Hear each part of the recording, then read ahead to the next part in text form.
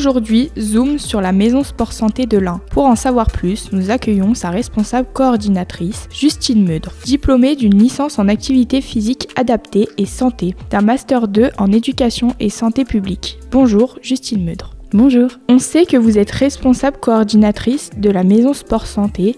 En quoi consiste votre rôle ? J'ai plusieurs missions au sein de la plateforme. La première mission qui me prend le plus de temps, c'est le pilotage du dispositif, c'est-à-dire la définition des axes de travail qui se renouvellent chaque année et la définition du plan d'action associé. Tout ça en prenant en compte les politiques publiques et les retours de terrain que nous pouvons avoir au sein de la plateforme. Je gère du coup aussi les aspects financiers, les demandes de subventions qui permettent de faire vivre le dispositif, de la gestion de projet en lien avec différents partenaires, que ce soit du monde du sport, de la santé, du médico-social, et également tout ce qui va être autour de la gestion de l'équipe. Je ne suis pas toute seule à la plateforme, j'ai une équipe d'enseignants en activité physique adaptée qui ont la charge de la prise en charge des bénéficiaires, des pratiquants, et donc du coup moi je travaille avec eux de concert pour toujours répondre aux besoins de nos bénéficiaires, leurs besoins à elles aussi sur le terrain, pour pouvoir proposer un travail de qualité. On sait que le ministre des Sports et des Jeux Olympiques et Paralympiques et le ministre des Solidarités et de la Santé ont créé le programme des maisons sport santé en 2019. À qui s'adresse ce dispositif ?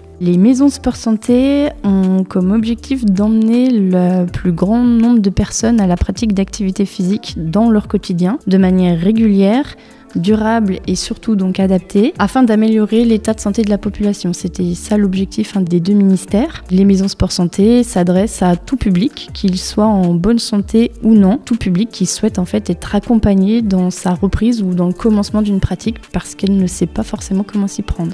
On sait que les maisons sport santé permettent à ce public d'être pris en charge et accompagné par des professionnels de la santé et du sport afin de suivre un programme sport santé personnalisé. Pouvez-vous nous donner quelques exemples de programmes ? Les personnes contactant une maison sport santé peuvent être accompagnées de différentes manières en fonction de leurs besoins et aussi en fonction de la maison sport santé qu'ils vont contacter. Donc en France, il y en a 470, j'ai plus le nombre exact. Donc chacune a un fonctionnement particulier. Ça peut aller de la simple information, un contact d'une association de proximité, une information de comment s'y prendre, etc. à la mise en œuvre d'un programme plus complet d'accompagnement composé de bilans et d'un programme d'activités spécifiques en fonction de la condition physique des personnes, de leur environnement global, de leur état de santé, etc. Ou alors même un suivi plus à distance dans la vie quotidienne sans forcément s'inscrire dans une activité en groupe. Au sein de notre maison sport santé, la majorité des personnes bénéficient d'un bilan personnalisé où on co-construit le projet avec elles. Au terme des 2 premiers appels à projets en 2019 et 2020, 285 structures avaient obtenu la reconnaissance Maison Sport Santé. Quand et comment avez-vous obtenu votre label ?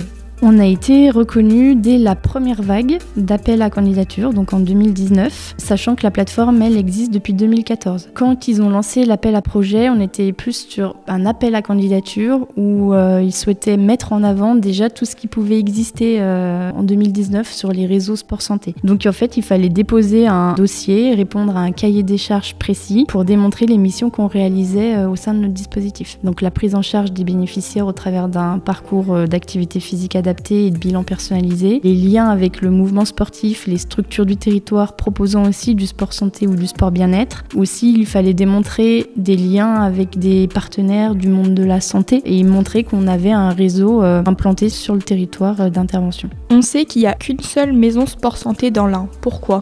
On était présent, comme je le disais, dès 2014 au moment de la création du programme Maison Sport Santé. On était déjà présent à l'échelle départementale, donc on agissait un petit peu sur tout le département. On a des ateliers toujours, d'ailleurs un petit peu partout sur le département. Il faut savoir que du coup, une deuxième Maison Sport Santé a été reconnue dans l'Ain en 2022, qui couvre le territoire du Pays de Gex, qui s'appelle Posture Co. C'était un territoire où nous, on n'était justement pas implantés. On sait que certains jeunes peuvent être éloignés du sport. Avez-vous des programmes adaptés ? Alors aujourd'hui, on n'a pas d'ateliers spécifiques comme on peut les proposer pour les adultes. Donc pour les adultes, on a des ateliers qu'on appelle des ateliers passerelles.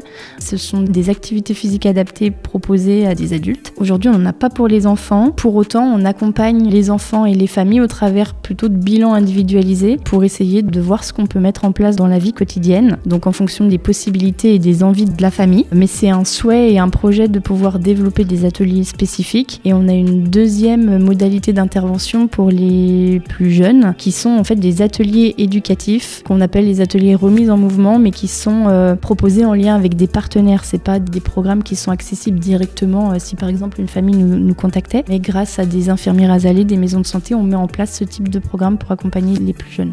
On sait que vous êtes diplômé d'une licence en activité physique et adaptée et santé et d'un master 2 en éducation et santé publique. Pourquoi avoir choisi de travailler à la maison Sport Santé de l'Ain ? Suite à ma licence, je me suis orientée en master santé publique car j'avais un petit peu envie d'élargir le champ d'intervention de l'activité physique, ce qui aurait pu m'emmener en fait à travailler par exemple dans les troubles du sommeil, la prévention autour des écrans, ce genre de choses. C'est trouvé l'offre du coup de responsable coordinatrice de la plateforme Sport Santé et ça me permet vraiment d'utiliser mes deux casquettes. La première avec ma licence en activité physique adaptée, puis la deuxième plus sur la santé publique et les liens avec les politiques de santé, etc. Donc c'est le poste parfait pour moi. Nous n'avions jamais entendu parler de la maison Sport Santé. Que pourriez-vous mettre en place pour être plus connu ? Des émissions de radio comme celle-ci. Effectivement, on œuvre beaucoup à faire connaître la plateforme plutôt auprès des professionnels de santé, du médico-social, du mouvement sportif, ce qui fait qu'on délaisse un petit peu effectivement la communication qu'on pourrait appeler grand public. Je pense que c'est pour ça qu'on n'est pas aussi connu qu'on le devrait l'être. Sinon, on a nos réseaux sociaux, notre site internet qu'on essaye d'alimenter régulièrement. Je pense que oui, plus de communication dans les grands médias, dans les journaux, ce genre de choses pourrait nous permettre d'être plus visible.